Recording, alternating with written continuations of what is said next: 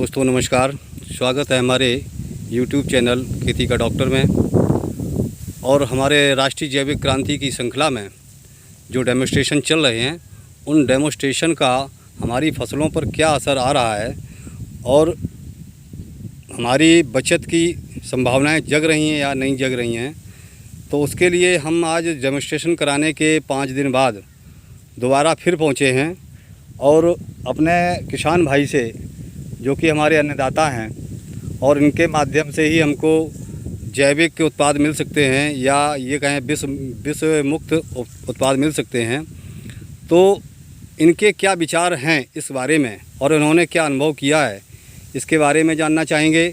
और इनसे ये जानना चाहेंगे कि अभी तक जो खेती करते चले आ रहे हैं उसमें ये लोग क्या क्या डालते हैं और कैसे करते हैं और उनके क्या रिज़ल्ट मिलते हैं, तो उसके बारे में भी हम चर्चा करेंगे।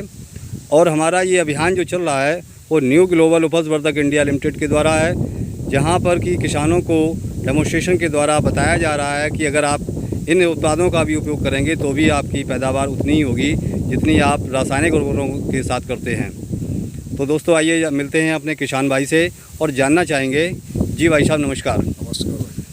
आप मालेपुर के रहने वाले हैं? जी हाँ। आपने इस धान की फसल में स्प्रे किया हुआ था? हाँ, स्प्रे किया था, उसके साथ साथ डीएपी भी डाला था। डीएपी भी डाला है? हाँ, तो डीएपी का अपना अलग असर है और ये जो उर्वरक डाला है, स्प्रे जो किया हुआ है, स्प्रे किया है, उसका जो है अलग असर नज़र आ रहा है। मतलब दोनों चीज़ों डालने के बाद भी स्प्रे ने अपना अंतर दिखाया? हाँ, अंतर कुछ एहसास हो रहा है, दिखाई दे रहा है। अभी तो 5 दिन हुए हैं शायद। हाँ, अभी तो 5 दिन में आपको एहसास हो गया है कि उर्वरक कुछ स्प्रे हमारा कुछ काम कर रहा है? जी हाँ। यानी उपज वर्धक जो हमारा स्प्रे था वो काम कर रहा है? काम कर रहा है, उसका अलग ही नज़ारा दिखाई देता है। अच्छा, अभी तक आप जो खेती करते थे वो खेती में किस हिसाब से करते थे, क्या क्या डालते थे? अरे शुरू में जैसे है डीएपी है, जाइम वगैरह डाल देते थे जी। उसके अलावा फिर यूरिया है, दोबारा डालने पर यूरिया और जिंक वगैरह डालते थे, लेकिन उससे फसल बढ़ तो जाती है लेकिन पैदावारी में उतना अच्छा पैदा नहीं होता है, उत्पादन नहीं बढ़ता है। उत्पादन नहीं बढ़ पाता है। हाँ, और खेती भी जहरमुक्त होती चली जा रही है क्योंकि हर साल यही करते हैं। जी हाँ। अच्छा, कभी आपने पीएच वैल्यू की जानने की जानकारी की, हमारे खेत की पीएच वैल्यू क्या है?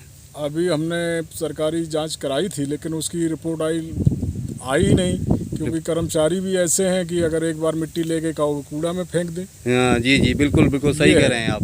तो हमने उसका, हालांकि वो प्रमाण पत्र देते हैं वो खेती का, उसका कोई मतलब ही नहीं। जब प्रमाण दे रहे हो, हम जांच करे आए हैं, मिट्टी का कोई वो सही ढंग से उसका उपचार मतलब आपने बताया नहीं। अच्छा। या उसका हमको लिखित रूप में रिपोर्ट नहीं दी कि आपकी खेती क्या चाह रही है, इसमें क्या कमी आ रही है, तो हम कैसे मान लें कि वो जाँच हुई। चलिए, हम आपको इसमें भी सहयोग करेंगे और हम आपको बता देंगे अगर आप इस उपज वर्धक का इस्तेमाल करते हैं तो निश्चित आपके खेत की पीएच वैल्यू कम हो जाएगी।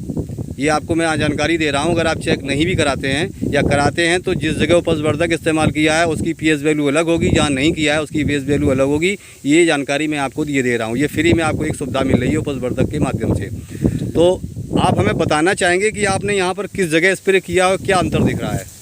भाई इधर हमने किया है तो इसका जो होता है उसका अलग ही अंतर, जैसे खिलना है या उसका जो निकल के डेवलप हो रहा है जी, वो अलग ही नज़र आ रहा है। वो अलग नज़र आ रहा है, मतलब उतना डिफरेंस अलग दिखाई दे रहा है। हाँ, उतना डिफरेंस अलग दे रहा है। जबकि आपने इसमें डीएपी साथ में मिलाई थी तो असर तो पूरे खेत में ही है। उसी दिन डीएपी तुरंत डाली, डीएपी के बाद में मैंने ये डाला था। जी जी जी, छिड़काव किया था, उसका खैर अलग ही नज़ारा है। अच्छा अच्छा, अंतर समझ में आ रहा है। अंतर समझ में आ रहा। तो दोस्तों देखिए, मैं आपको दिखा दूं थोड़ा सा जूम करके।